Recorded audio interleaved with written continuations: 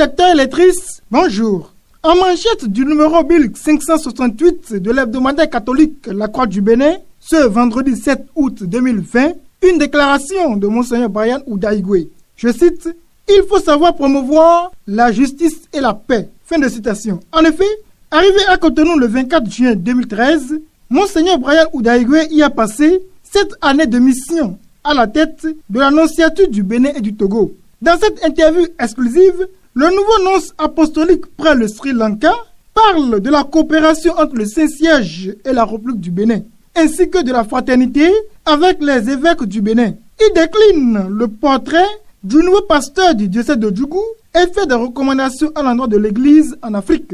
À la page 5, le prélat décrit, je cite, « Le profil majeur d'un évêque aujourd'hui, c'est qu'il soit d'abord un bon pasteur, qu'il ait un bon niveau d'éducation et un sens élevé des relations interpersonnelles.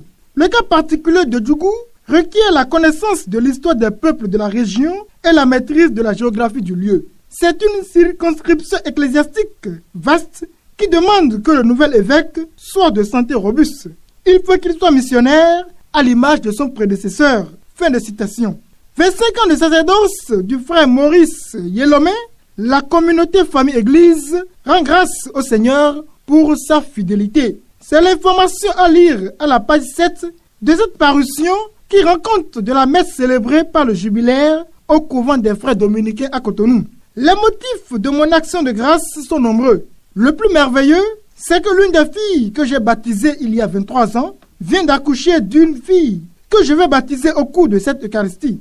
Coïncidence heureuse, c'est le premier couple que j'ai marié qui sera le parrain et la marraine de cet enfant. Se réjouit le frère Yelomé qui a baptisé 1 millier d'enfants, célébré un nombre impressionnant de mariages et a fait en 25 ans de sacerdoce œuvre utile en fondant la communauté famille-église pour l'accompagnement pastoral des couples au Bénin.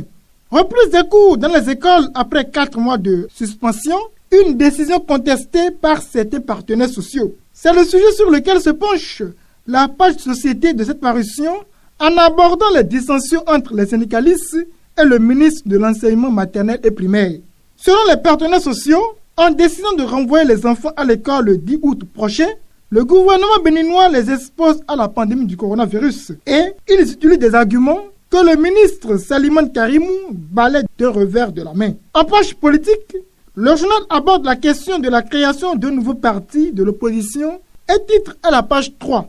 Opposition et mouvance à l'aune de la réforme du système partisan, les deux faces d'une même médaille. En effet, depuis quelques jours est apparu sur la scène politique béninoise un parti appelé les démocrates, qui se réclame de l'opposition radicale. À y voir de près, les partis politiques, qu'ils soient de la mouvance ou de l'opposition, manquent de vision pour le frais développement du pays. Mais pouvait-il en être autrement? Peut-on s'interroger? La réponse aux embâches est non. Tantôt, les hommes politiques sont de la mouvance, tantôt, ils sont de l'opposition. Et au journal de conclure, je cite, « De ce type d'hommes politiques, le pays ne peut attendre grand-chose pour son décollage, d'autant qu'aucun président de la République, malgré sa bonne volonté, ne peut reconstruire de durable dans ces conditions. Ce qui place le Bénin dans la posture du serpent qui se mord la queue d'une mandature à une autre. » Fin de citation. Merci pour l'attention. Laurent Wessino, à vendredi prochain.